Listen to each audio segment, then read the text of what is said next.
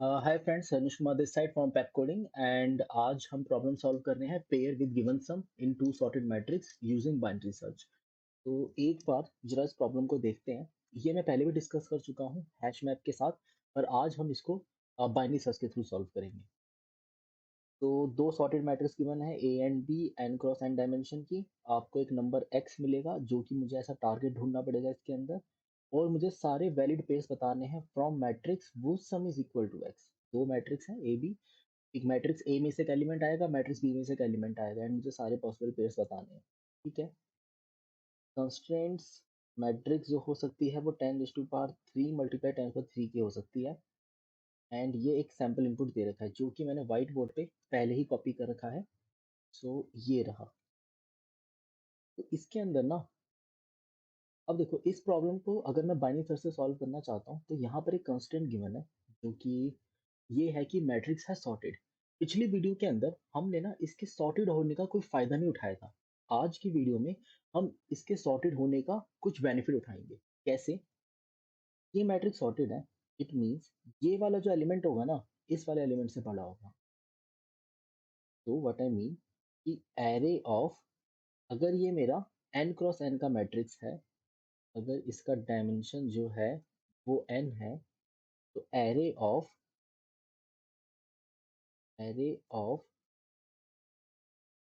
I of 0 will be greater than array of I minus 1 and n minus 1। यानी कि matrix के इस रो के, अगर मैं ith रो की बात कर रहा हूँ, जैसे कि अगर मान लो मेरा ith रो ये है, तो अगर मैं ith रो की बात कर रहा हूँ तो इस ith रो और ये I माइनस 1 रो है, तो I रो का पहला एलिमेंट हमेशा बड़ा होगा I माइनस 1 रो के लास्ट एलिमेंट से। तो इसका मतलब, और ये सॉर्टेड है, तो 1 5 6, 6 से बड़ा 8 होगा इस तरफ, फिर 8 10 11, 11 से बड़ा 15 इस तरफ होगा, 15 16 18। तो ये मैट्रिक्स मेरी कंप्लीटली सॉर्टेड हो गई। अब एक सॉर्टेड मैट्रिक्स आ चुकी है। अब इस सॉर्टेड मैट्रिक्स के ऊपर अगर मुझे आइटरेट करना है, तो अगर इस सॉर्टेड मैट्रिक्स को मैं बाइनरी सर्च की तरह सॉल्व करना चाहता हूँ, तो मैं इस सॉर्टेड मैट्रिक्स को बाइनरी सर्च ना 1D की तरीके से लगाऊंगा। मीन्स इसको 1D में कन्वर्ट नहीं कर रहा हूँ, बस तरीका 1D का लगाएंगे एंड उसका डेटा 2D से लेकर आएंगे। देखते हैं कैसे करेंगे काम। अगर मैं इन तीन एलिमेंट्स को इस तरफ क्यों रख दूं, जैसे मैं एक 1D एरे बनाता हूँ। ये जो मेरे पहले तीन एलिमेंट्स हैं, फिर उसके बाद के तीन एलिमेंट्स एंड आगे के तीन एलिमेंट्स, जैसे कि 1 5 6 8 10 11 15 16 18। इसके इंडेक्सेस भी लिख लेते हैं, 0 1 2 3 4 5 6 7 8। ये मेरे पास इसके इंडेक्स हो गए। अब ये जो पहले तीन एलिमेंट्स है ना, ये रो 0 को बिलोंग करते हैं। तो ये पहले तीन एलिमेंट्स रो 0 को बिलोंग करते हैं, इसके बाद के तीन एलिमेंट्स रो 1 को बिलोंग करते हैं, और ये रो 2 को बिलोंग करते हैं। तो क्या मैं ऐसा कह सकता हूँ कि ये अपने आप में एक ब्लॉक है? तो कौन सा इंडेक्स किस ब्लॉक को बिलोंग करता है अगर मुझे पता लगाना हो तो कैसे पता लगाएंगे? अगर मैं इसके किसी भी एक इंडेक्स की बात करूं, जैसे कि एक आईडीएक्स उठा लेते हैं, कोई भी आईडीएक्स, मुझे अगर उसका आर निकालना है, देखो ये 0th रो, ये फर्स्ट रो, ये सेकंड रो, यानी कि ब्लॉक नंबर उसका रो नंबर है। तो अगर मैं रो निकालना चाहता हूँ, तो अगर मैं आईडीएक्स को डिवाइड कर दूं एन से, तो मुझे उसका आर पता लग जाएगा। जैसे कि ये 7 इंडेक्स 2D में कौन से रो को बिलोंग करेगा? 7 डिवाइड बाय 3। 8 इंडेक्स कौन से रो को बिलोंग करेगा? 2। 6 इंडेक्स कौन से रो को बिलोंग करेगा? 2। तो इन तीनों को 3 से डिवाइड करो, आपको 2 मिलेगा। इन तीनों को 3 से डिवाइड करो, आपको 1 मिलेगा। और इसको आप 3 से डिवाइड करो, आपको 1 0 मिलेगा। तो ये मेरा हो गया रो नंबर। अब बात करते हैं ये ब्लॉक में कहाँ मिलेगा। ठीक है, ये तो समझ में आता है कि मैं एक ब्लॉक के अंदर पहुंच गया, मुझे रो मिल गया। अब मैं अगर कॉलम निकालना चाहता हूँ तो कॉलम तक कैसे पहुंचूं? कॉलम तक पहुंचने के लिए बहुत सिंपल है।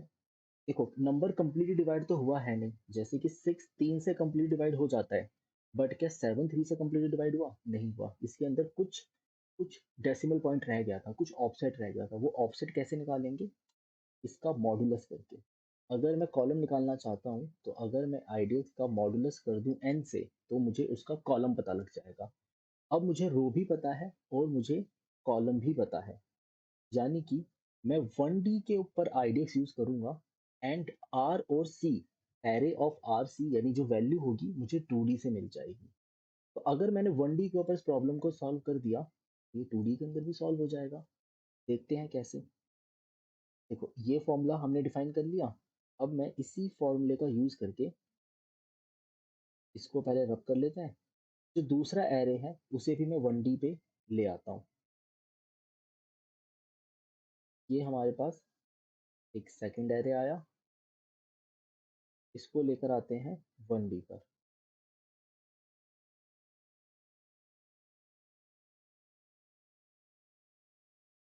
2 4 7 9 8 12 13 16 20। अब जैसे मुझे यहाँ पे जो टारगेट है वो कितना गिवन है? 21। अब मुझे यहाँ पर टारगेट गिवन है 21। मैं इस वाले एरे के हर एक एलिमेंट के लिए, मैं इस एलिमेंट के लिए यहाँ पर मैं एक एलिमेंट पिक करता हूँ। इस एलिमेंट के लिए मैं यहाँ पर क्या सर्च करूँगा? यहाँ पे सर्च करूँगा, मैं बाइनरी सर्च, एक एलिमेंट को सर्च करूँगा यूजिंग बाइनरी सर्च। कैसे? देखो अगर ये एरे ए है और ये एरे बी है, तो अगर एरे ऑफ आई प्लस में B of J equal to target हो रहा है, तो अगर मुझे बी ऑफ जे पता है तो मुझे ए ऑफ आई ढूंढना पड़ेगा। यानी मुझे कितनी वैल्यू ढूंढनी पड़ेगी? टारगेट माइनस बी ऑफ जे, मुझे ये वैल्यू सर्च करनी पड़ेगी। अब अगर मैं ये वैल्यू सर्च करना चाहता हूँ इस एरे के अंदर, तो इसके लिए क्योंकि सॉर्टेड है, मैं सॉर्टेड ऑर्डर का फायदा उठा सकता हूँ। तो मैं इसके लिए बाइनरी सर्च का इस्तेमाल करूंगा। बाइनरी सर्च का इस्तेमाल कैसे करने वाला हूँ? जैसे कि 2 आया तो 21 में से 2 जाता है, बचा 19। मुझे 19 के लिए इसमें बाइनरी सर्च चलाना है। जैसे बाइनरी सर्च चलता है बिल्कुल प्रॉपरली वैसे ही चलाएंगे। Starting index, ending index. Binary search चलाने का कोई फायदा नहीं क्योंकि 19 इसमें मिलेगा नहीं। 4 आया, अब आप 4 ढूंढ, अब एलिमेंट 4 आता है, टारगेट है 21। 21 माइनस 4 17, 17 भी नहीं मिलेगा। फिर आता है 7, 14 भी नहीं मिलेगा। फिर आया 9, तो 12, 12 इसके अंदर प्रेजेंट नहीं है। फिर आता है 8, 13 भी इसके अंदर प्रेजेंट नहीं है। और 12 आया, एलिमेंट आता है इसके अंदर 12। तो 12 के लिए 9, 12 के लिए इसके अंदर 11 एलिमेंट। यहाँ पर 12 के लिए 11 इसके अंदर प्रेजेंट नहीं है।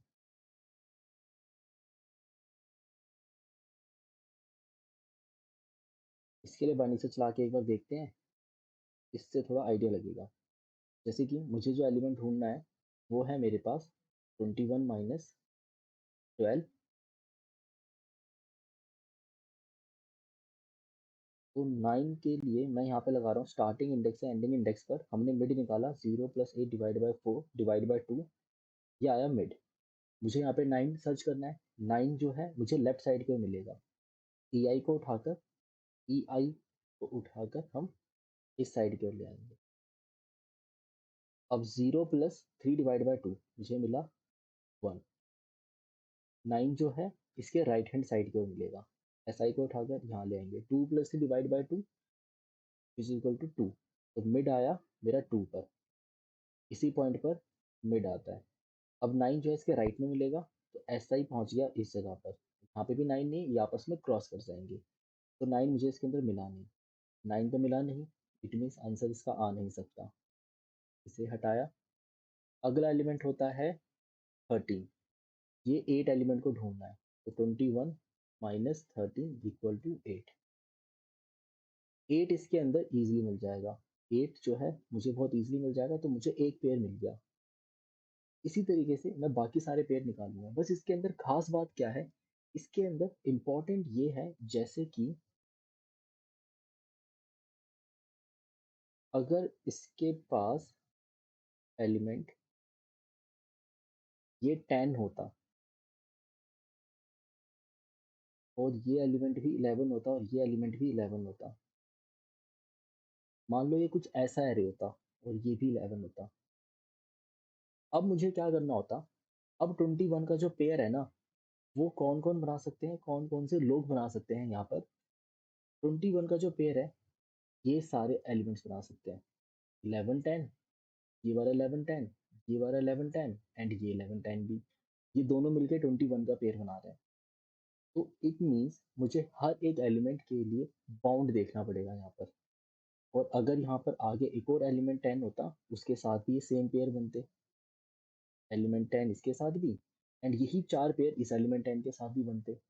तो मुझे यहाँ पर अगर मैं यहाँ पर सिर्फ 10 के लिए बात करूँ, जो कि मुझे 11 का काउंट देखना था, तो ये पूरा रेंज 11 का है। अब इतना बड़ा रेंज कैसे ढूँढूँ? मैं तो एक स्पेसिफिक इंटीजर ढूँढ सकता हूँ बाइनरी सर्च से। पर एक तरीका है इस पूरे रेंज का पता लगाने का। वो है अगर मैं इसके अंदर अपर बाउंड और एक लोअर बाउंड, ये दोनों चीज़ें पता लगा लूँ। यानी कि मैं 11 का फर्स्ट इंडेक्स पता लगाता हूँ एंड 11 के लिए ही मैं उसका लास्ट इंडेक्स पता लगा लेता हूँ यूजिंग बाइनरी सर्च। तो अगर किसी तरीके से मुझे फर्स्ट इंडेक्स मिल जाए और मुझे इसका लास्ट इंडेक्स मिल जाए, तो इन दोनों का डिफरेंस कर कर हम इसकी वैल्यू निकाल सकते हैं। इसके अंदर टोटल कितने 11 प्रेजेंट हैं। 7 minus 4 plus 1 which is equal to 4।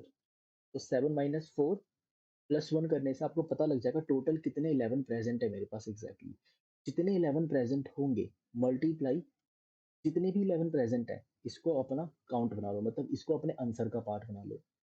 फिर दोबारा 10 मिला, इस 10 के लिए भी 11 टोटल 4 एग्जिस्ट करते हैं, वो भी हमारा आंसर का पार्ट बन जाएगा। तो मुझे टोटल आंसर पता लग जाएंगे इससे। यानी कि मुझे फर्स्ट इंडेक्स और लास्ट इंडेक्स पता लगाना है। अब फर्स्ट इंडेक्स और लास्ट इंडेक्स निकालने के लिए बाइनरी सर्च हमें लिखना आता है। कैसे लिखेंगे देखते हैं, या फिर एक बार इसके लिए हम बाइनरी सर्च चला के देख लेते हैं। तो ये देखिए, अगर मुझे फर्स्ट इंडेक्स पता लगाना है तो मैं बाइनरी सर्च कैसे चलाऊंगा। ये है आपका स्टार्टिंग इंडेक्स, ये है आपका एंडिंग इंडेक्स। मुझे मान मान लेते हैं हमें 11 सर्च करना था और 11 का फर्स्ट इंडेक्स सर्च करना है। तो मैं यहाँ पे भी 11 11 कर लेता हूँ। इन दोनों का मिड निकाला गया और मिड आता है मेरा 4। अब मिड आया 4 और वो 11 के इक्वल है, तो मैं फर्स्ट इंडेक्स को 4 बना दूंगा। अब मैं फर्स्ट इंडेक्स 4 मान चुका हूँ कि मुझे ये तो पता है कि मेरा एलिमेंट मिला है और किस जगह पर मिला है। पहले फर्स्ट इंडेक्स मैंने रखा था -1, इस -1 को कट करके 4 कर दिया। अब मैं ये कह सकता हूँ कि मुझे एलिमेंट मिला है और कौन से इंडेक्स में मिला है, 4 इंडेक्स में मिला है, यानी कि ये पोटेंशियल फर्स्ट इंडेक्स हो सकता है। अब अपने EI वाले पॉइंटर को कम करके यहाँ ले आओ। अब इस रेंज के अंदर 11 को सर्च करो। तो 0 plus 3 divide by 2 equal to 1, यानी कि जो मेरा मिड आया वो आया 1। अब 11 इसके अंदर तो बिलोंग नहीं करता, यानी कि SI को मुझे शिफ्ट करना पड़ेगा मिड प्लस 1 पे। अब 0 प्लस 3 डिवाइड बाय, अब 2 plus 3 divide by 2 equal to 2, यानी कि मिड आया यहाँ पर। अब मेरा दोबारा से डेटा के इक्वल हो चुका है, मतलब जो मिड है एरे ऑफ मिड वो दोबारा से डेटा के इक्वल हो गया। इस पॉइंट पर अपने फर्स्ट इंडेक्स को अपडेट करके 2 कर लो। अब ये काम करने के बाद क्योंकि मुझे फर्स्ट इंडेक्स निकालना है, मैं अपने EI को कहाँ शिफ्ट कर दूंगा, मिड -1 पे। और ये चेक करके करना होगा कि वहाँ पे रेंज एग्जिस्ट करती है भी या नहीं करती। हम यहाँ पहुँच गए।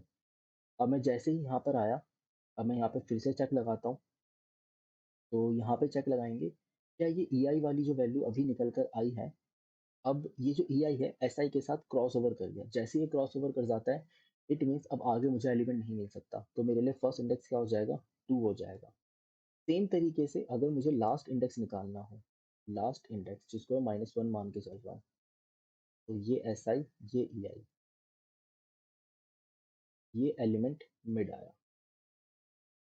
अब क्योंकि मुझे लास्ट इंडेक्स निकालना है, तो मैं SI को शिफ्ट कर दूंगा मिड प्लस 1 पे। जैसे ही मेरा डेटा डेटा के इक्वल होता है, मैं इस वाले एलिमेंट को कट करके इंडेक्स 4 करता हूँ। मैं बोलता हूँ ये जो एलिमेंट अभी मेरा आया है निकल कर, ये तो मेरा डेटा के इक्वल है ही। इट मीन्स ये वाला इंडेक्स मेरा पोटेंशियल लास्ट इंडेक्स है। इसके बाद अगर मुझे फिर से डेटा मिला, यानी कि मुझे इस रेंज में फिर से 11 मिला, तो वो मेरा पोटेंशियल लास्ट इंडेक्स बन जाएगा। अब मैं यहाँ पे दोबारा बाइनरी सर्च चलाता हूँ। 5 प्लस 8 13, 13 डिवाइड बाय 2 6, ये भी डेटा के इक्वल है, यानी कि ये मेरा पोटेंशियल लास्ट इंडेक्स आ गया। फिर दोबारा 6 प्लस 8 डिवाइड बाय 2, तो 14 डिवाइड बाय 2 आया 7। अच्छा, अपने SI को यहाँ पे अभी हमने गलत करा, मिड आ चुका था, मिड के बाद अपने एस आई को मिड प्लस वन पे शिफ्ट कर दो, मिड प्लस वन पे शिफ्ट करेंगे, अब लगाएंगे यहाँ पर, अब यहाँ पे लगाएंगे अपना फॉर्मूला मिड निकालने का। तो 7 + 8, तो ये हो जाएगा 15 डिवाइड बाय 2, 7.5 होता है, तो ये आई 7 वैल्यू।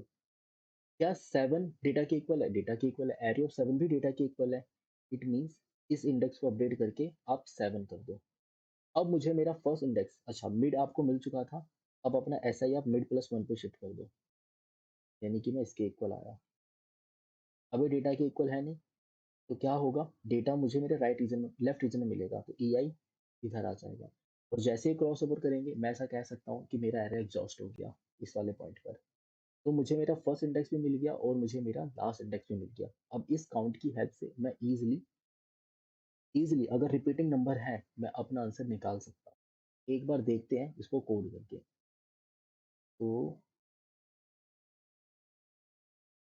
इसको कोड करने के लिए हम एक फंक्शन लिखते हैं, फर्स्ट इंडेक्स। आपको इसके अंदर एक 2D एरे मिलेगा और डेटा मिलेगा, जिसको मैं ढूंढना चाहता हूँ। यहाँ पर आते हैं, सबसे पहला टास्क, सबसे पहला टास्क होगा हमारा, इस डेटा को ढूंढने के लिए अपना स्टार्टिंग इंडेक्स डिफाइन करो 0, अपना एंडिंग इंडेक्स डिफाइन करो, वो होगा हमारा n cross n minus one. और n कहाँ से मिलेगा? n हमें मिलेगा मैट्रिक्स की हेल्प से, arr डॉट लेंथ। अब मुझे मेरा फर्स्ट इंडेक्स और लास्ट इंडेक्स दोनों पता है, एंड अपने लिए एक आईडीएक्स डिफाइन कर लो जो कि है -1। इसे हमें रिटर्न करना है वैल्यू के साथ। अब हम यहाँ पर एक वाइल लूप चलाएंगे। इस वाइल लूप का पर्पस क्या होगा? ये वाइल लूप जब तक एस आई छोटा है ई आई से, तब तक मेरा वाइल लूप चलता रहना चाहिए, यानी S I is less than E I, तब तक मेरा वाइल लूप चलता रहेगा। इधर आकर मैं निकालता हूँ अपना मिड। मिड होगा हमारे लिए S I plus E I divide by 2, और मैंने निकाला एलिमेंट। एलिमेंट कैसे मिलेगा मुझे? आर और सी की हेल्प से। आर और सी कैसे लेकर आएंगे? ये जो हमें ए आर आर मिला, इसके मिड को डिवाइड कर दो एन से, और इसके मिड को मॉडुलस कर दो एन से, तो मुझे इसका आर कॉमा सी मिला। अब आर कॉमा सी से मुझे वैल्यू मिल गई। अब एक बार अगर मुझे वैल्यू मिल जाती है, तो मैं इस डेटा के लिए चेक लगाता हूँ यहाँ पर। अगर ये एलिमेंट डेटा के इक्वल है तो कुछ और बात होगी,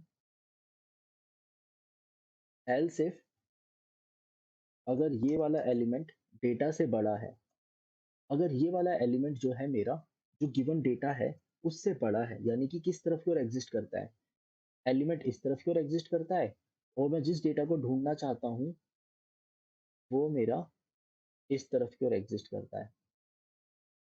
मैं डेटा ढूंढना चाहता हूँ, एलिमेंट इस तरफ की ओर आ रहा है। एलिमेंट क्या था? ये मेरा मिड वाला एलिमेंट था, इसको कहते हैं मिड एलिमेंट। इसका नाम हमें मिड एलिमेंट रख लेना चाहिए था, मिड एलिमेंट। तो जो मिड एलिमेंट आया है, वो मिड एलिमेंट मेरा डेटा से बड़ा हो रहा है। अगर वो मेरा मिड एलिमेंट डेटा से बड़ा हो रहा है, इट मीन्स मुझे कहाँ जाना चाहिए? मुझे इसके अंदर E I equal to mid minus one की ओर जाना पड़ेगा, यानी कि मुझे इस रीजन के अंदर मेरा एलिमेंट मिल सकता है। And same for else. अगर मैं एल्स वाले केस की बात करूं, तो एल्स के अंदर S I equal to mid plus one. तो कुछ ऐसा ही टेम्पलेट होने वाला है लास्ट इंडेक्स का भी। इसमें आते ही अपने आईडीएस को क्या मान लो, मिड के इक्वल कर लो। अब यही इंडेक्स, मतलब ऐसा ही कुछ टेम्पलेट मेरा लास्ट इंडेक्स के लिए भी होगा। लास्ट इंडेक्स के अंदर अभी जो मुझे आईडेक्स मिला है, अब मुझे यहाँ पे क्या करना है? एक बार अगर मेरे पास अपना आईडेक्स आ गया, तो मेरा टास्क ये होना चाहिए, अगर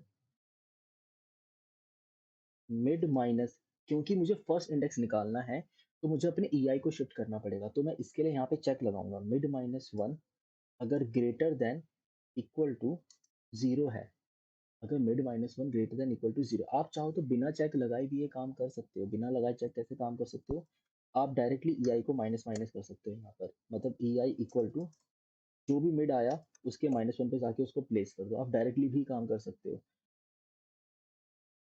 हम चाहें तो यहाँ पे अगर चेक लगा लें तो ज़्यादा सही रहेगा कि अगर मान लो मैं इस जगह पर पहुंच गया, जीरो प्लस वन, मिड निकाला गया, जीरो आया, और मान लो मुझे एलिमेंट वन ही ढूंढना था, तो मुझे एलिमेंट वन मिल गया। अब एलिमेंट वन मिल चुका है, जैसे कि मैं इस रेंज में सर्च करते करते मैं इस रेंज की तरफ आ गया, इस तरफ रखा हुआ है SI और इस तरफ रखा हुआ है EI, और मुझे एलिमेंट वन ढूंढना है। Zero plus one divide by two, mid आता है ये एलिमेंट।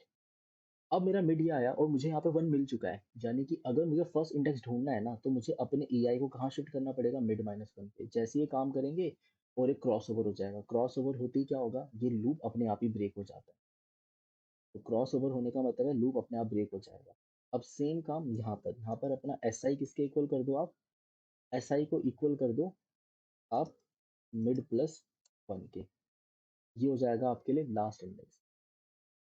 मुझे अपना फर्स्ट इंडेक्स भी मिल रहा है और लास्ट इंडेक्स भी मिल रहा है। अब इसके अंदर एक चेक हमें लगाना चाहिए, वो चेक होगा हमारे लिए नम वन डॉट लेंथ अगर इक्वल टू जीरो हो जाए, या फिर num one zero dot length equal to zero हो जाए, और सेम कहानी किसके लिए, नम टू के लिए।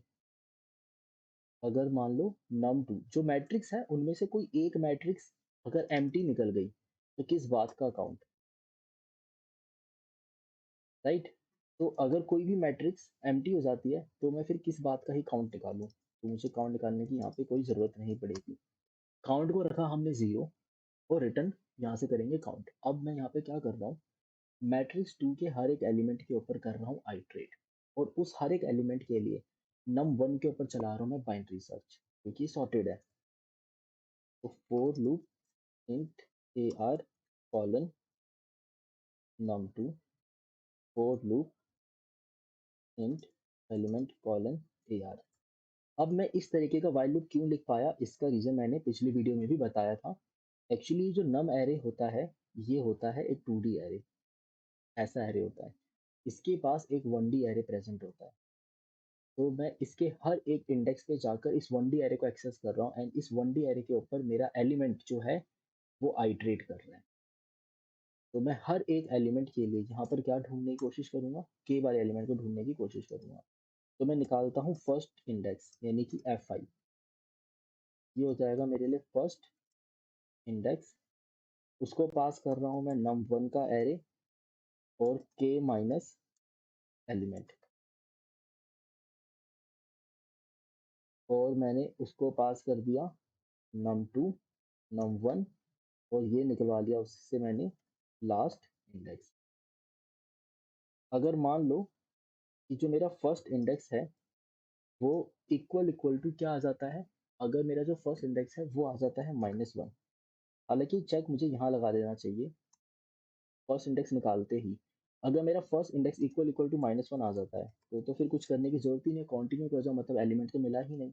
और अगर मुझे फर्स्ट इंडेक्स मिला है तो आप क्या करो, उस सिनेरियो में लास्ट इंडेक्स भी कैलकुलेट करो। अगर फर्स्ट इंडेक्स मिला है तो लास्ट इंडेक्स भी मिलेगा। अब नंबर ऑफ एलिमेंट्स कितने होंगे, ये हो जाएंगे last index minus first index plus one. ये किस तरीके से लिखा मैंने, किस कैलकुलेशन से वाली बात बोली मैंने, अगर मैं आपको किसी ए रेंज से लेकर बी के बीच में, ए से लेकर बी के रेंज के बीच में टोटल नंबर ऑफ एलिमेंट्स पूछूं, तो आंसर क्या होता है इसका, B minus A plus one including A B.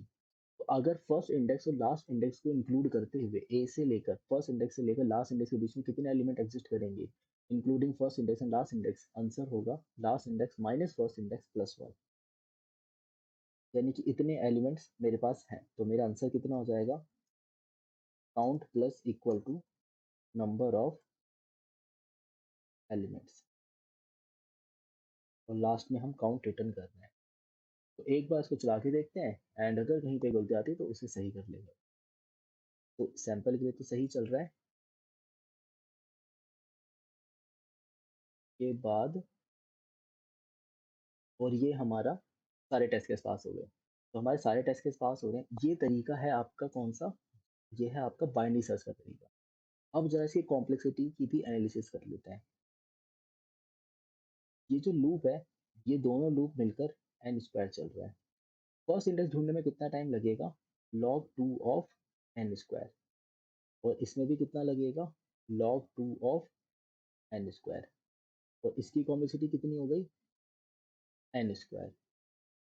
यानी कि क्या मैं ऐसा कह सकता हूँ n square of 2 times of log 2 of n square यानी कि 4n square log 2 of n। ये इसकी टाइम कॉम्प्लेक्सिटी है। अगर मैं बिगो में बात करूँ टाइम कॉम्प्लेक्सिटी तो ये है n स्क्वायर log 2n। ये इसकी बिगो में टाइम कॉम्प्लेक्सिटी आ गया। और अगर मैं इसके स्पेस कॉम्प्लेक्सिटी की बात करूँ तो वो O1 है क्योंकि मैंने कोई भी एक्स्ट्रा स्पेस यूज़ नहीं करा इसके अंदर। तो n square log 2 of n इसकी टाइम कॉम्प्लेक्सिटी हो गई और स्पेस कॉम्प्लेक्सिटी बिगो ऑफ 1 हो जाती है। अगर आपको ये वीडियो अच्छा लगा हो एंड इस वीडियो में आपको कुछ भी सीखने को मिला है तो प्लीज़ इस वीडियो को लाइक कर देना एंड जितना हो सके इस वीडियो को शेयर करो। आप जितना ज़्यादा शेयर करोगे उतनी हमारी रीच बढ़ेगी एंड हमें उतनी ही ज़्यादा खुशी मिलेगी और हम उतनी ही ज़्यादा वीडियोस बनाएंगे। जितना हो सके आप इस वीडियो को शेयर करो, लाइक करो एंड अगर आप चैनल पे पहली बार आए हो तो प्लीज़ इस चैनल को सब्सक्राइब कर दो। एंड कोई भी डाउट है तो उसको कमेंट बॉक्स में हमसे पूछ लो, उसका आंसर हम या मेरी टीम में से कोई पर्सन तो उसका जवाब दे देगा। अब मिलते हैं नेक्स्ट वीडियो के अंदर।